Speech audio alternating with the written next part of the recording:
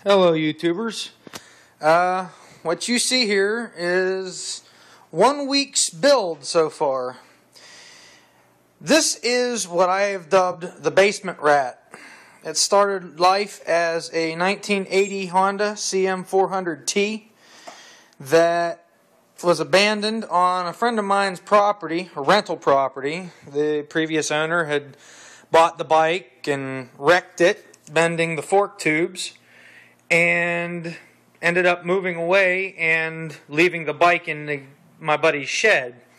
Well, a few years later, I come along trying to help a friend of mine find a rental house, and my buddy goes, "Hey, get this thing the hell out of my shed." So I did.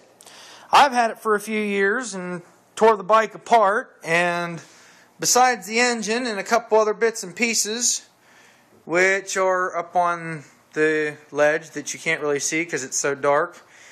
Well, I cut the bike apart figuring, you know what, I'm going to use that engine for something. The engine turns over. Well, I know it's free. It's not seized up, but I haven't actually tried spinning the engine over. It doesn't have a kickstart. All it is electric only. But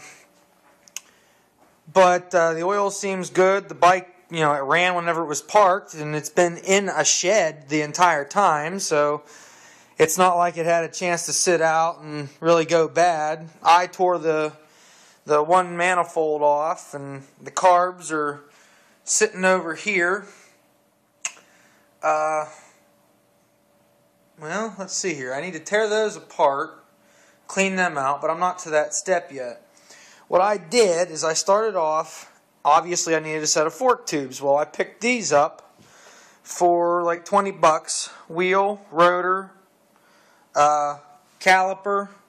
I have the control, the master cylinder and all that over here. But the fork tubes in the tree were all for like 20 bucks, whatever. Well, obviously without a title for the bike, I had to look into something else. So I bought from a local salvage yard just the neck that has the VIN numbers on it for 50 bucks and a salvage certificate for the bike. The rest of the bike I didn't need, so I let them part that out. And basically all I was wanting was the VIN numbers and everything anyway. So I used that portion of it, and I went from there. I bought new bearings for the neck, took the tree and everything and put it together, and then I just started welding. A friend of mine got me some tube, and I proceeded with the down tube first. I picked the rake that I wanted. I wanted around 30, a little more than 35, which right now I've got about 36, maybe a little over 36 degrees. I've checked the trail, and the trail appears to be within the proper range so that it rides right. And yes, I am building this in my garage, so it's not perfect. I did the backbone. I put the motor on one of those big blocks of wood over there. It's I think a 6x8, something like that. Sat the engine on it, made sure the engine was level, and proceeded, once I got that down tube welded in place, I proceeded to make the front mounts. I welded a set of, let me grab a light here, that way you can see a little better. I proceeded to, I welded a couple nuts onto the pipe, and then once they were welded in place and everything was lined up, I drilled out the center and re-tapped it so the actual pipe itself is also tapped. So even if those welds do decide to break, which I really don't think they will, I will still have, the bolts threaded into the tube. I then went to the backbone, and everything ended up being a little bit off, but once I got it somewhat, the main part of the frame done, I was able to go back through and straighten everything out. This rear down tube is plumb, and it's square 90 degrees either side here. I made sure it was centered between those other two pipes. These two up front here, which I don't know exactly what the technical term would be for them, but I call them the engine cradle tubes. I actually just bent these in a vise. Got a general bend on them and to see how they would go. Made sure they're level down here under the engine. Made sure everything, it's not dead straight, but it's close. It's good enough. Got a cross member here that I will eventually end up fully welding up. Right now it's welded in place pretty decent. Once I get everything done, the frame pretty much done, I'll tear the engine back out again and weld it up solid. Made the lower mounts, took a little bit of pipe and notched it and made sure it was flat, welded it in place, and then welded those tabs to it, so those lower tabs are welded solid. The upper one, a little bit of square tube, welded to the rear down tube, and I put a plate there.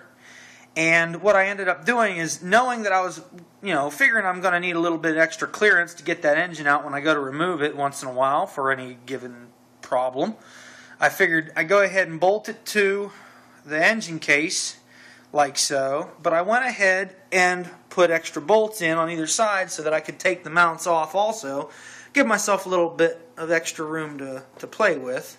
Trying to use my head here a little bit, but everything's pretty well squared up.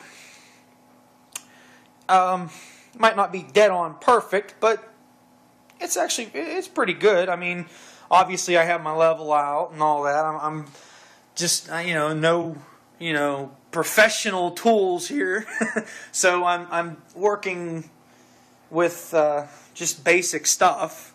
I don't think it's turning out too bad. We'll see once it gets a little further along, but right now what I'm working on is I just bought myself a brand new chain for the bike, and I'm waiting to, I got to get a couple wheels, or rollers. I'm going to use a set of skateboard wheels I'm getting off a friend of mine who's got some skater brother or something like that.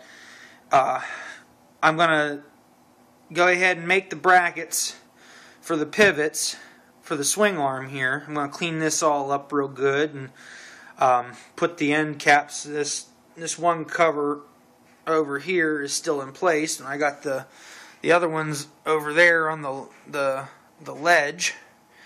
I'm going to put them back in, make sure everything's there, and I'm going to make a couple, the tabs to weld down to that little cross member. Now that cross member is not welded in place. See, where I'm at right now, the stage I'm at is I've got this wheel and axle level, or they're all adjusted, or both sides are adjusted to the same tabs and marks on the adjusters. So the wheel should be, and it appears to be straight on the swing arm. So what I'm going to do is I'm going to connect that chain. I got it a little oversized, I do believe, so I might have to cut a link or two out. It's at 130 links. I'm going to run the chain around the primary gear up there, up front, and around the gear back here. And then once those tabs are welded to that cross member, and then from there I'm going to pull that chain, pull everything tight, and make sure that the chain is straight, so that it doesn't bind up, throw the chain, or wear the sprockets and chain out quicker.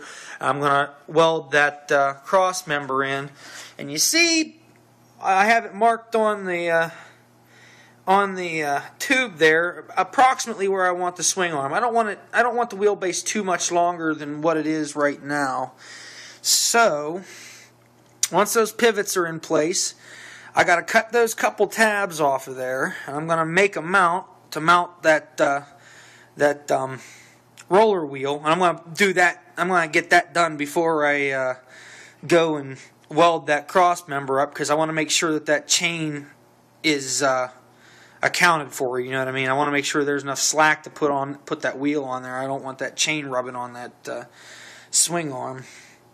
And with that angle, I don't really want any more ride height than what I got. It's, right around 6 inches, obviously, whatever that block of wood was. That's a pretty decent ride height. But I know this stuff's level and plumb and everything's going good. Once this is welded in place and everything's straight and the chain's good and yada yada yada, then I'm going to take that little chunk of the frame that's left over. I'm going to cut those. I'm going to cut these off. Sorry about that. Right in here. My videoing isn't the greatest. I'm going to cut these off right in here, leaving those shock mounts. I'm going to get rid of all this excess BS. I'm going to cut all these extra tabs and things off of here, and I'm probably going to go ahead and cut the kickstand mount off and go from there. I'll reattach it. I'm going to save that setup, but I'm just going to reattach it somewhere else on the frame. Once that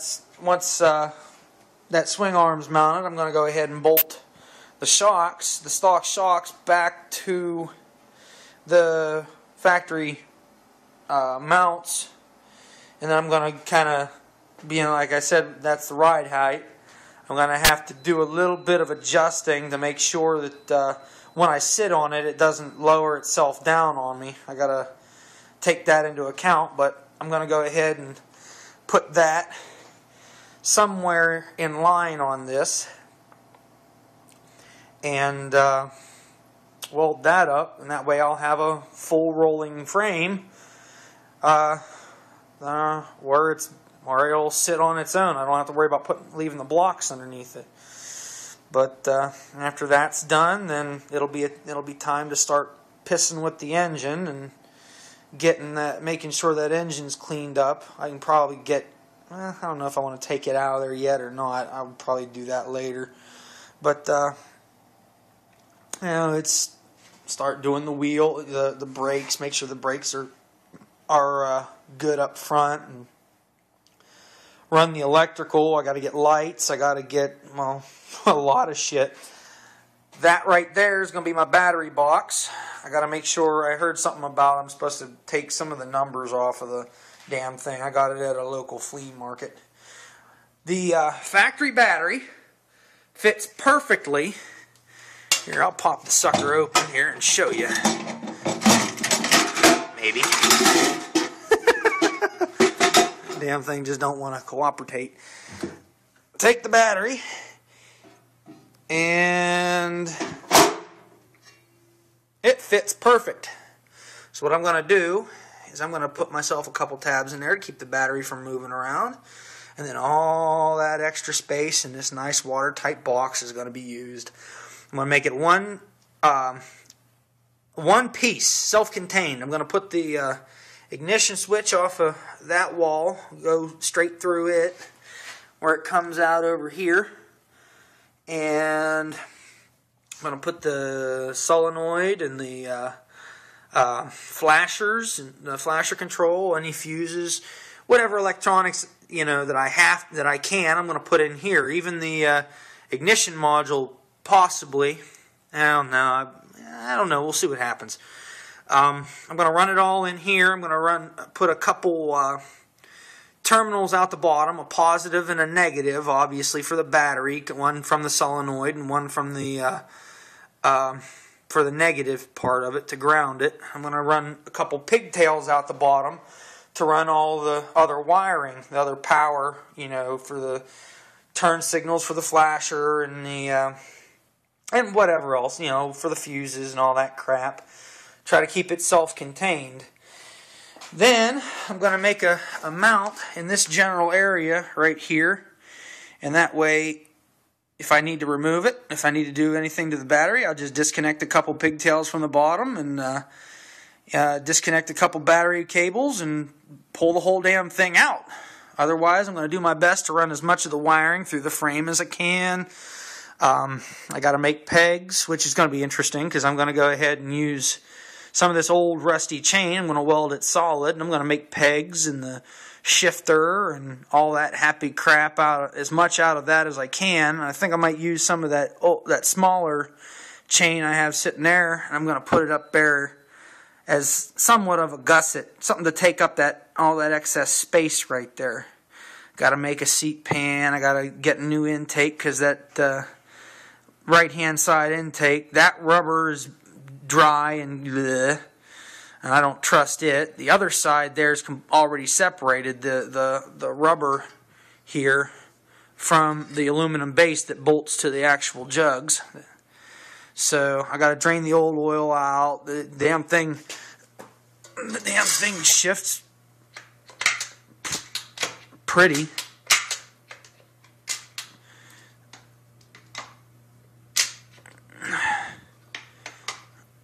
Let me see here. It doesn't want to cooperate. There we are. So I'm gonna get all that in. I think I'm not gonna need all this excess crap. Like I think this is the neutral safety connection. I don't need that crap. I'm not gonna need the connector here for the oil pressure light. So I'm probably just gonna snip that. Clutch cable seems to be in good shape. The throttles, I don't know. The tachometer's shot. I'm not going to use a tack on this damn thing, so I can get rid of it. And I don't know what I'm going to do exhaust-wise. I have a couple ideas, but we'll see what happens.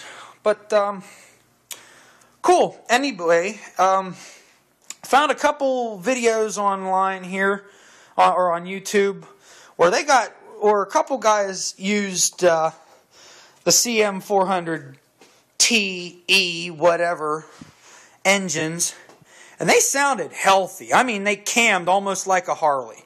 I know. There's going to be them Harley guys that are going to go out there and go, "Oh, why would you do that? Blah blah blah. I want to be Harley or whatever." I just want the slightly healthier sound. I'm hoping if anybody out there knows how to get these things to sound a little lopier, hey, by all means, send me a message if you could. Alright, well, that's the basis. This right here is only a week's worth of work. Alright, all given that I did have pretty much all day, each day. You know, it was winter, just my winter project. We'll see how far I can get here. How quickly I can get there, anyway. Alright, well, appreciate you checking my video out, and I'll post as I can. Thanks.